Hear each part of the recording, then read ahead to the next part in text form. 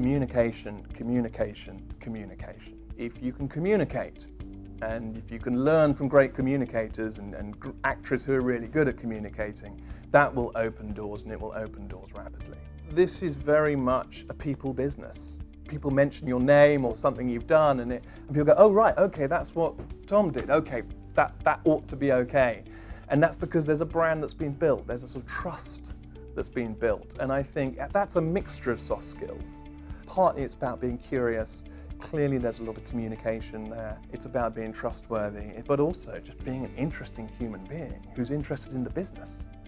The frustration I get of seeing an actuary, or seeing myself, do a fantastic piece of work and then drop the ball at the last moment because it's just left on a messy spreadsheet with the answer buried in cell Z412, and you say, well, great, but now I've got to take that to the board, or now I've got to take that to the executive management, or I've got to take that to the client, and I just can't, they're not going to understand what they're looking at. It's that last step of really logically laying out what that model means and what insight that model provides.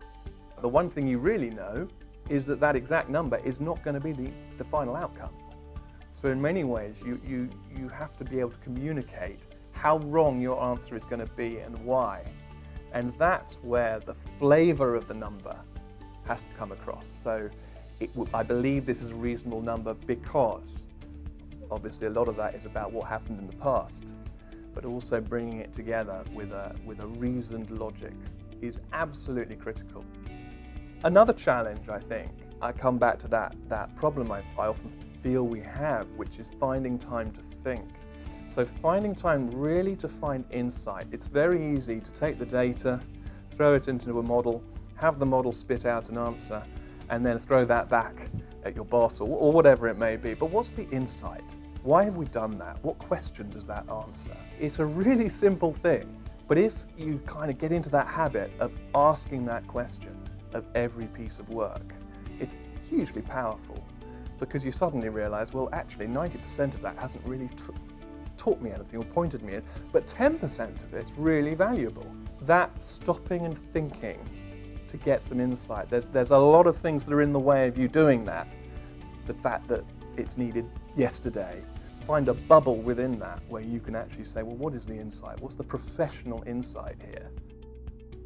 Never ever underplay or underestimate the value that comes from seeking out a mentor. When you get through a certain stage of your career, you will spot senior actuaries who are interested in your potential and where you can go.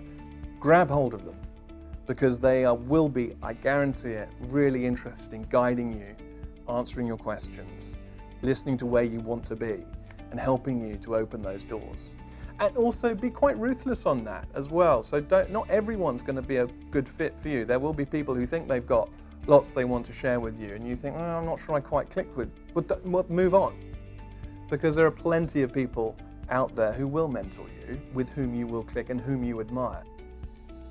I think certainly the young actuary shouldn't try to become an expert in everything.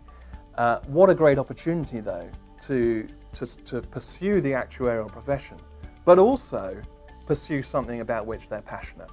So if you're passionate about climate change, then there's a great opportunity to go and talk to the scientists and the people who are building the models and understand how they're building the models, how they're adapting the models for the new generation. If you're passionate about robotics, great.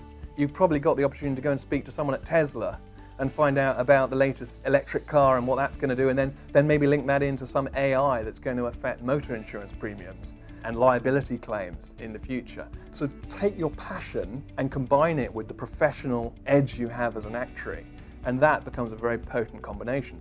Don't be frightened to pursue what you're passionate about, and then that will really carry you through the next decade and the decade after that, and you'll love being an actuary.